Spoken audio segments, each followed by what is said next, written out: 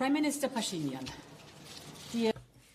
Monsieur le Premier ministre Pashinyan, Monsieur le secrétaire d'État Blinken, je suis ravi de tenir cette réunion avec vous et avec notre collègue Joseph Borrell ici au Bërlimon. Je suis ravi de pouvoir tenir cette réunion en faveur du soutien à l'Arménie. En octobre dernier, nous nous sommes engagés à rester aux côtés de l'Arménie et en même temps, nous avons promis de fixer une vision pour l'avenir de notre partenariat. C'est ce dont nous allons discuter. Underpinned on the European Union side by a resilience and growth plan for Armenia, 270 million euros in grants over the next 4 years.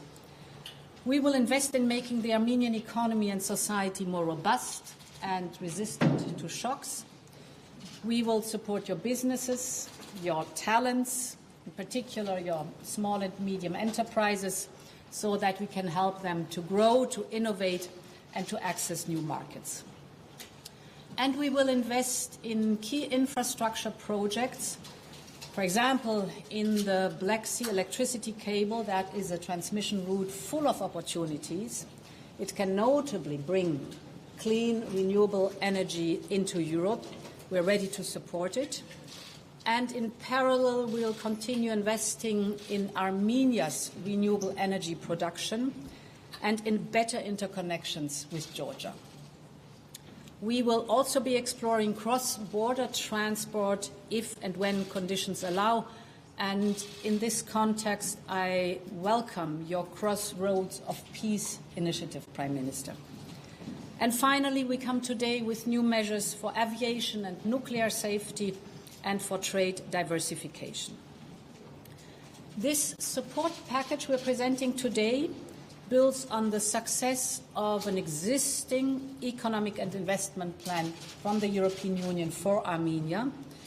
It has already mobilized over €500 million in investments. I think this is great news. And now we can do even more with the fresh investment perspective. And that is why we have recently launched an investment coordination platform so that we can jointly identify new projects, accelerate the pace, and maximize the potential of our investments on the ground. Of course, the European Union will continue to support reforms in Armenia through advice, technical support, and funding. And in this context, Prime Minister, I want to congratulate you for your efforts to carry out democratic reforms, and this despite the challenges faced. I also welcome the measures that Armenia has taken against the circumvention of our sanctions against Russia, in particular to make sure that lethal equipment and technologies do not end up in the hands of Russian military. This shows that the European Union and Armenia are increasingly aligned in values and interests. Now, we're going to look today at the broader partnership, and let's take it forward with a new and ambitious partnership agenda between the European Union and Armenia. This is what we will be discussing in more detail in a moment. To conclude, we're not forgetting, Prime Minister, about the plight of the displaced Karabakh Armenians. The humanitarian situation of refugees in Armenia remains a priority. We have provided over €30 million in support of the refugees since last September, and we're ready to do more to support the long-term integration of refugees.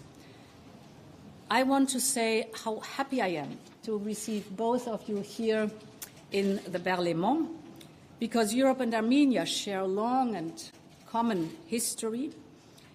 The time has come to write now a new chapter, and I'm very glad, Secretary Blinken, to count on the United States as a committed and like-minded partner in these efforts. We will continue to work all together for the future of Armenia in a stable and prosperous South Caucasus region. Thank you very much, dear President von der Leyen, dear Secretary Blinken, High Representative Borrell, dear friends. Thank you for convening this high-level meeting to reaffirm our collective commitment to sovereign, resilient and prosperous Armenia. This event underscores Armenia's commitment to our shared values and pursuit of more accountable and citizen-centered public institutions that deliver to its people. Today's high-level dialogue signifies Armenia's expanding partnership with the United States and the European Union. Despite facing multiple crises, Armenia has made significant progress toward ensuring democracy.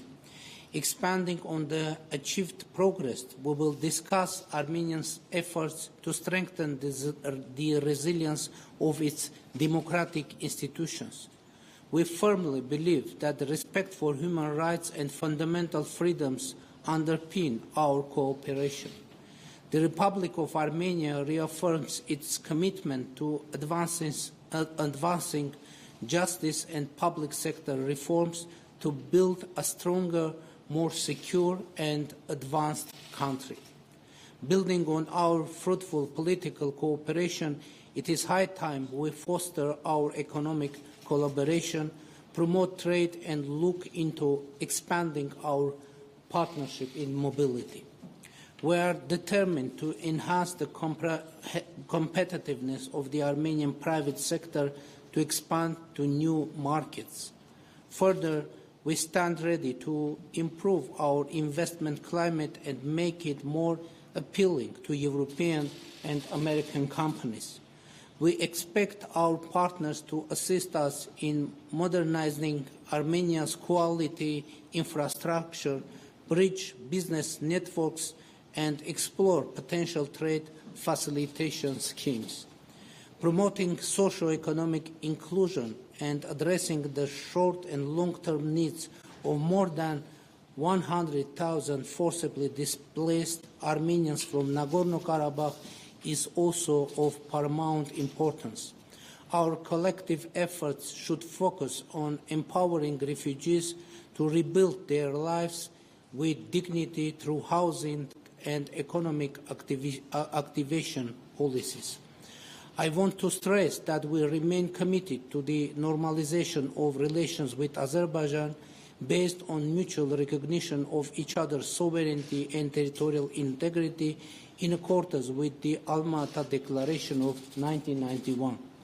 Armenia is also fully committed to the delimitation of borders based on the Alma-Ata Declaration and unblocking all regional communications based on full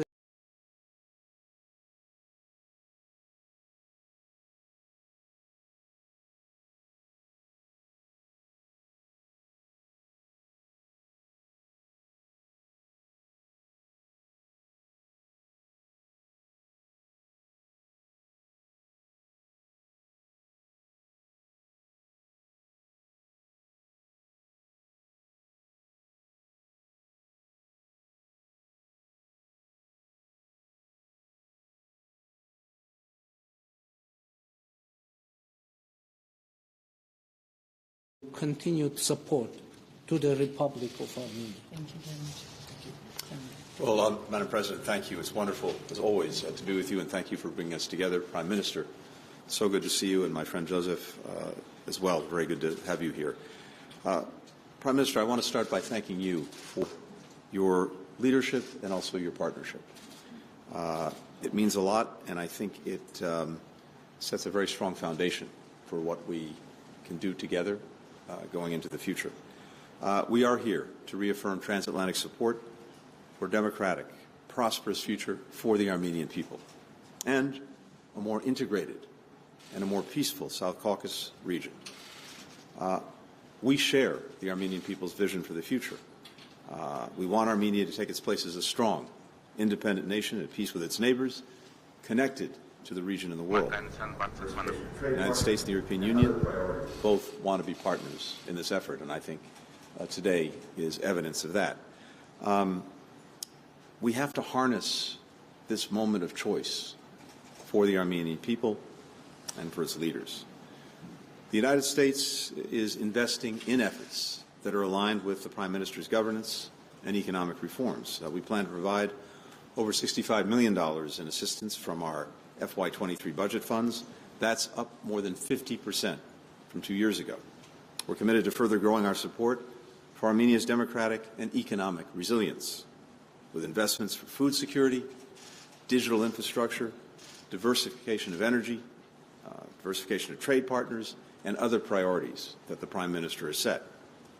And we will continue to support the 100,000 ethnic Armenians displaced from Nagorno-Karabakh.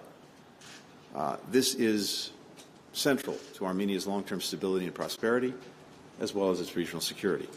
And we're supporting efforts to integrate people into the economy, into society, including via access to housing, jobs, education. For Armenia, regional integration is a key to security and to prosperity. And so we support the ideas, Mr. Prime Minister, that are at the heart of your Crossroads of Peace proposal.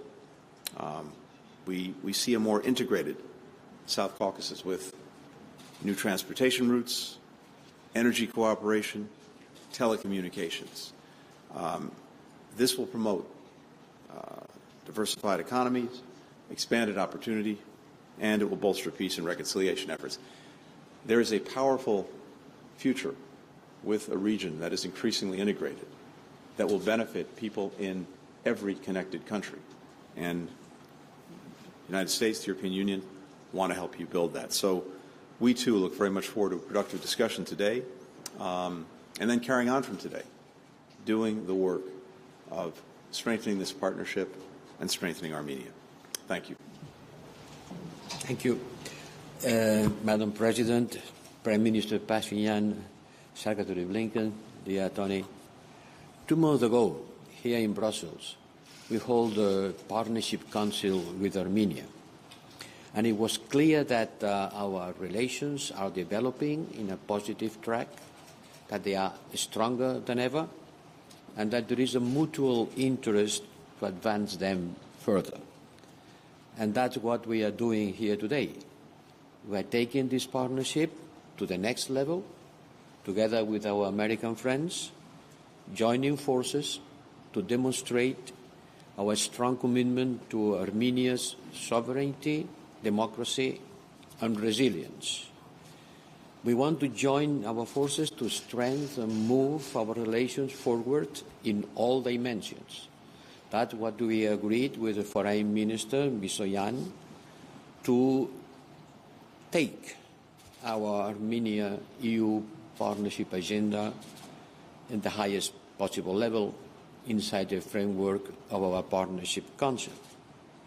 And this is not just words. The President of the Commission has announced a substantial resilience and growth package for Armenia to underpin this partnership agenda.